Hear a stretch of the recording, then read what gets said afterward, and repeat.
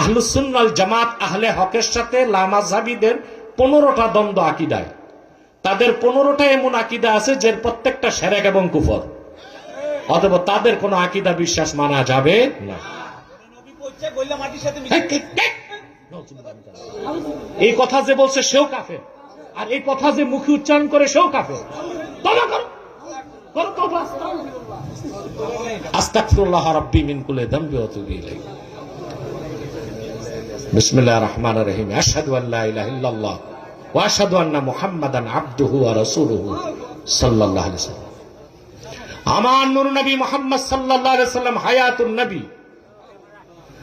আমার নূর নবী মুহাম্মদ সাল্লাল্লাহু আলাইহি ওয়াসাল্লাম ১৫০০ বছর আগে জান্নাতুল ফেরদৌস রওজা মুবারকে বিশ্রাম নিয়েছেন।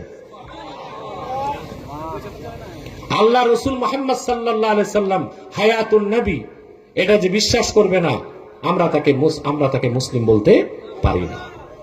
এই ব্যাপারে আহলুস সুন্নাহ ওয়াল জামাতের সমস্ত আলেম একমত।